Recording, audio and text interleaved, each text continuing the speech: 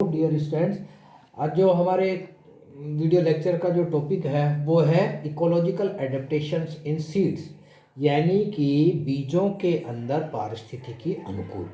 और वो कौन कौन से अनुकूलन हैं, एडेप्टेशंस हैं जो बीज को इसके जो महत्वपूर्ण उत्तरदायी है दायित्व है उसकी पूर्ति करने के लिए इसको सक्षम बनाते हैं।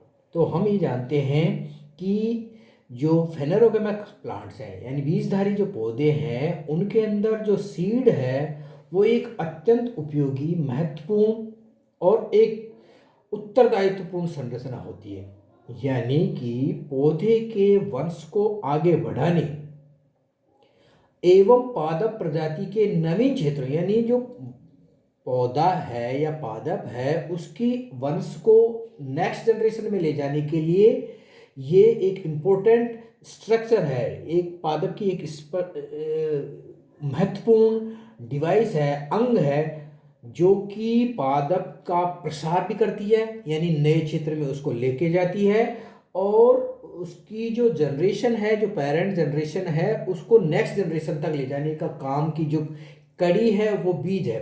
इसलिए बीज के अंदर वो कौन कौन सी ऐसी संरचनाएं हैं, कौन कौन से ऐसे गुण हैं जिससे कि बीज पादप के इस वंश को बचाए रखती है और आगे नेक्स्ट जनरेशन में ले जाती है। तो बीजों के अंदर कौन कौन से पारिस्थितिकी अनुकूलन मिलते हैं। विभिन्न पादप प्रजातियों के बीजों में अपने परिवेश के साथ स्वयं को समायोजित कर लेने की अनुकूलन क्षमता होती है। बीज कुछ पारिस्थितिकी अनुकूलन एवं जैविक अनुकूलन बीजों को लंबी यानी जो ये पारिस्थितिक अनुकूलन है और जो बायोलॉजिकल इसके अंदर अनुकूलन है वो बीज को लंबे समय तक जीवनक्षम और इनके हाई सर्वाइवल जो रेट है यानी इनकी उत्तरजीविता है उसको भी उच्चतम लेवल पर पहुंचाने का जो कार्य करते हैं वो बीज करते हैं।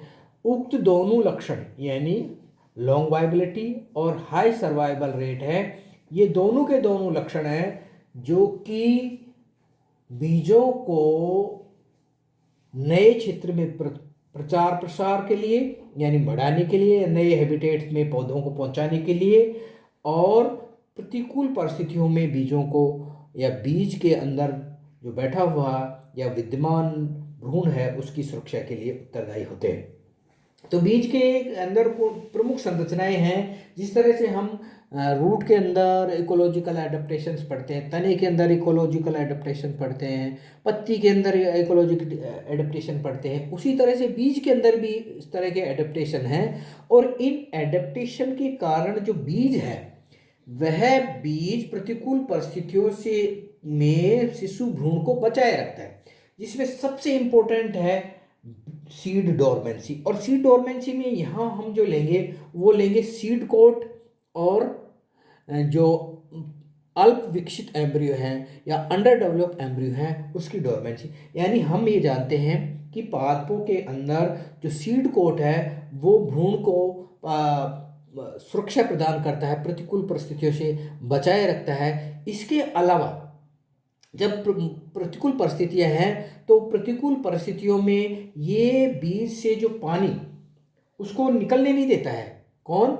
Seed coat. इसके अलावा जो अंडर डेवलप है भ्रूण है वो भ्रूण अगर मान लीजिए प्रतिकूल परिस्थितियां हैं तो बीज को अंकुरण होने से रोकता है, ताकि जब अनुकूल परिस्थितियां आए उस समय में बीज अंकुरित हो और नए पादप का निर्माण हो। क्योंकि अल्टीमेट पौधे और बीज बनाने का जो टारगेट है वो है नई संतति को उत्पन्न करना।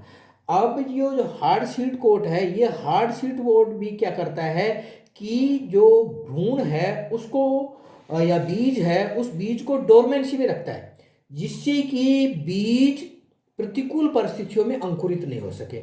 अगर बीज प्रतिकूल परिस्थितियों में अंकुरित हो जाएगा तो पादप का जो सीडलिंग है वह सीडलिंग प्रीमेच्योर या प्रतिकूल परिस्थितियों में नष्ट हो जाएगा और नई जनरेशन या नए स्थान पर जो पौधे का प्रसार है या नई जगह पर नए हैबिटेट में पादप नहीं पनप सकेगा, प्रसार नहीं हो सकेगा।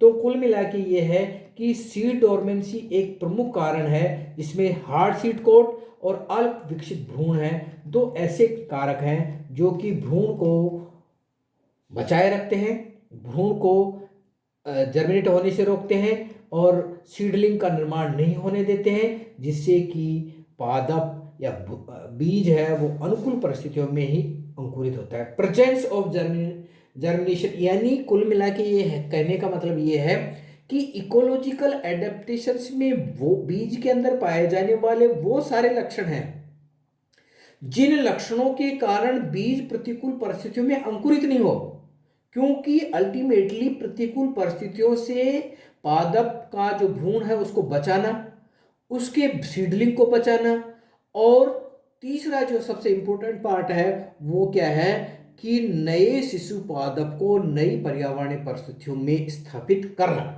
तो प्रेजेंस ऑफ जर्मिनेशन इनहिबिटर्स, पादपों के अंदर अनेक प्रकार की पादप प्रजातियों के फल, बीज, बीजों के भ्रूण, बीज चोल, कुछ विशेष प्रकार के रासायनिक पदार्थ जो कि बीजों के अंकुरण के इनहिबिशन का कार्य करते हैं, यानी उनका काम ही क्या है कि बीजों का अंकुरण नहीं हो सके। अल्टीमेटली क्या है, टारगेट क्या है कि बीज प्रतिकूल परिस्थितियों में उगे नहीं। जब बीज प्रतिकूल परिस्थितियों में जर्मिनेट नहीं होगा तो वह अपने आप को प्रतिकूल परिस्थितियों में बचाए रखेगा और पादप जो जर्मिनेट होकर नया पादप बनेगा वह पादप अनुकूल परिस्थितियां आने पर जर्मिनेट होगा और नए पादप का निर्माण होगा। देखिए, विभिन्न पादपों के बीजों के में अनेक अंकुरण अवरोधक रासायनिक पदार्थ जैसे कि रूटेसी में कार्बनिक अम्ल पाया जाता है। ये एक इकोलॉजिकल एडेप्टेशन है जो कि रूटेसी के बीजों को प्रतिकूल परिस्थितियों में या लंबे समय तक अंकुरित होने नहीं देता है। जब अनुकूल, देखिए इन रासायनिक पदार्थों का सबसे इंपॉर्टेंट पार्ट क्या है कि जब ये बीज को उसी कंडीशन में अंकुरित होने देते हैं जब पर्यावरण के अंदर पानी की पर्याप्त मात्रा हो। अगर पानी की पर्याप्त मात्रा होगी तो सीडलिंग अपने आप को नए पर्यावरणीय परिस्थितियों में एस्टेब्लिश कर लेगा। होता क्या है कि ये जो जर्मिनेशन इनहिबिटर्स हैं, ये जैसे ही एनवायरमेंट वर्षा होती है, सिंचाई का पानी आता है, तो ये इनहिबिटर्स वर्षा के जल के साथ साथ या सिंचाई के जल के साथ साथ बाहर लीच्ड आउट हो जाते हैं, बीज से बाहर निकल जाते हैं, जिससे क्या होता है वो पादप के बीजों के अंदर इन इनहिबिटर्स की कंसंट्रेशन कम हो जाती है। तो जब पानी पर्याप्त मात्रा में होता है उसी कंडीशन के अंदर बीज का अंकुरण होता है। कहने का मतलब है इन रासायनिक पदार्थों की सांद्रता का बीज अंकुरण से सीधा संबंध होता है। अनुकूल परिस्थितियां आने पर वर्षा जल या सिंचाई के पानी से इन इनहिबिटर्स का लीचिंग होता है और इनका सफल अंकुरण हो जाता है। कहने का मतलब अगर प्रतिकूल परिस्थितियां आएंगी, बीजों को पर्याप्त पानी नहीं मिलेगा, तो ये इनहिबिटर्स बीज के अंदर विद्यमान रहेंगे और बीज को प्रतिकूल परिस्थिति से बचाए रखेंगे। बीज के अंदर जो भ्रूण है वो प्रतिकूल परिस्थितियों में बचा रहेगा और अंकुरण होगा वो केवल अनुकूल परिस्थितियों में होगा। तो ये एक तरह का एडेप्टेशन है। इसी तरह से जीरोफाइट प्लांट्स के अंदर के बीजों के अंदर ये होता है कि इन जीरोफाइट पादपों का जो जीवन चक्र है वो बहुत छोटा होता है। ये इन पादपों के बीजों की ये विशेषता होती है कि ये कम वर्षा पर ही अंकुरित हो जाते हैं और अंकुरित होकर तुरंत ही सीडलिंग बना के पत्तियां वेजिटेटिव ग्रोथ करते हैं और 30 दिन के अंदर अंदर ये पुनः बीज का निर्माण कर लेते हैं। तो इनके अंदर बीज का बनाने का जो साइकिल है वो बहुत छोटा होता है। तो वो जो वर्षा ऋतु का जो छोटा सीजन है मरुस्थल के अंदर, उसी में ये अपनी नई पीढ़ी का निर्माण कर लेते हैं। तो एक तो ये एक नई पीढ़ी का निर्माण कर लेते हैं, दूसरा क्या है कि ये अपने आप को प्रसार कर लेते हैं। इसलिए अगर मान लीजिए रेगिस्तान में 10 से 15 मिलीमीटर बरसात हो गई तो भी इनका अंकुरण हो जाता है, यानी बहुत कम बरसात पर भी बीज अंकुरित हो जाते हैं रेगिस्तानी पादपों के। इसलिए ये जो रेगिस्तानी पादप हैं ये नेक्स्ट जनरेशन के निर्माण में एक महत्वपूर्ण भूमिका निभाते हैं, जो कि एक इम्पोर्टेंट इकोलॉजिकल फैक्टर है।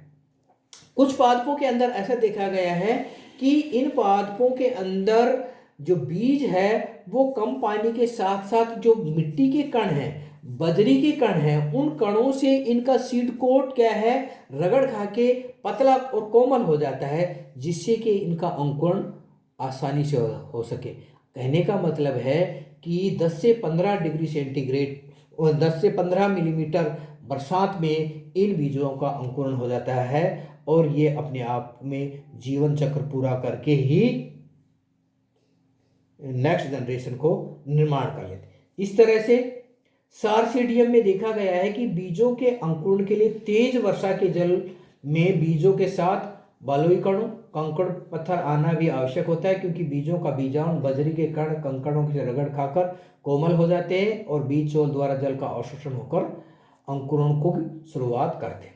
इसी प्रकार से हेलोफाइट्स के अंदर एक विशेष लक्षण होता है जो एक इंपॉर्टेंट इकोलॉजिकल फैक्टर है। हेलोफाइट्स के बीज के अंदर एक विशेष बात होती है। क्या बात होती है?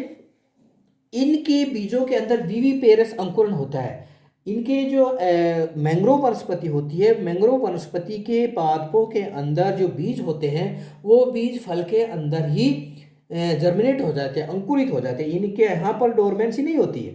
तो क्या होता है कि अगर मान लीजिए ये बीज जमीन में गिर जाए या कीचड़ में गिर जाए तो क्या होगा, जो नया सीडलिंग आएगा वह नया सीडलिंग जो मिट्टी के अंदर हाई कंसंट्रेशन है सॉल्ट्स की, उस कंसंट्रेशन से नष्ट हो जाएगा। तो होता क्या है कि बीज फल के अंदर अंकुरित हो जाता है और जब हाइपोकोटाइल की लंबाई लगभग 90 सेंटीमीटर हो जाती है, उस समय बीज पादप से या फल से अलग होकर नीचे जमीन में गिरता है और सीधा का सीधा कीचड़ में एंटर कर जाता है और नए पादप का निर्माण कर लेता है। अगर मान लीजिए ऐसा नहीं होता है, सीडलिंग्स जमीन में एंटर नहीं करता है, तो इस सीडलिंग के अंदर वायु पॉकेट्स होते हैं जिसकी सहायता से ये पानी के ऊपर तैरता हुआ किनारे पर पहुंच जाता है और किनारे की मिट्टी पर धंस जाता है। इस तरह से एक तो क्या है, इस विविपेरस अंकुरण के कारण क्या हुआ, पादप का जो नया सीडलिंग है वो हाई साल्ट कंसंट्रेशन वाली मिट्टी से नष्ट नहीं होता है। दूसरा, हवा की मात्रा यानी एयर पैकेट्स की मात्रा अधिक होने से जो सीडलिंग्स हैं वो पानी की सतह पर तैरते हुए एक स्थान से दूसरे स्थान पर पहुंच जाते हैं, तो उनका प्रसार सबसे अधिक हो जाता है। तो ये एक इंपॉर्टेंट इकोलॉजिकल फैक्टर है जो कि बीजों के अंदर पाया जाता है। इसके अलावा जो तीसरा अन्य जो इंपॉर्टेंट फैक्टर है वो है ताप के प्रति अनुकूल, यानी कि बीज होते हैं वो ताप के प्रति अनुकूल होते हैं। अगर मान लीजिए उनमें सीड डोरमेंसी नहीं है तो भी क्या है, बीज अपने स्वभाव के अनुसार, जो बीज लो टेम्परेचर पर जर्मिनेट होते हैं वो सर्द काल में अंकुरित होंगे, अर्थात उनसे जो सीडलिंग बनेंगे उन पर लो टेम्परेचर का कोई प्रभाव नहीं होता है। इसी तरह से कुछ पादप ऐसी प्रजातियां ऐसी होती हैं जिनको हाई टेम्परेचर चाहिए, उनके सीडलिंग्स ग्रीष्म ऋतु में अंकुरित होते हैं। तो इस तरह से बीज लो और हाई टेम्परेचर के प्रति सेंसिटिव होते हैं अनेक पादपों के, और पर्टिकुलर मौसम के अंदर ही अंकुरित होकर नए सीडलिंग का निर्माण करते हैं ताकि सीडलिंग है वो अपने आप को नष्ट होने से बचा सके। इसके बाद जो नेक्स्ट करैक्टर है वो है adaptation of seed for biotic factor, यानी जैविक कारकों के प्रति भी बीजों का अनुकूलन।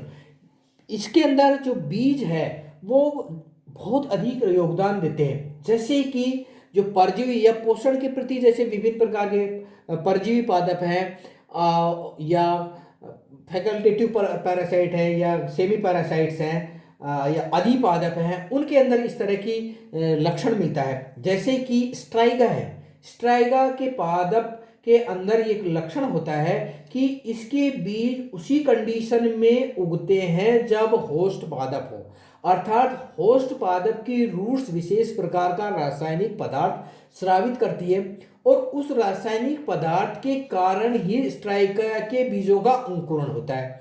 इसलिए अगर मान लीजिए होस्ट नहीं होगा तो स्ट्राइका के बीज अंकुरित ही नहीं होंगे, क्योंकि अगर मान लीजिए स्ट्राइका के बीज अंकुरित हो गए और होस्ट नहीं मिला तो सीडलिंग नष्ट हो जाएगा।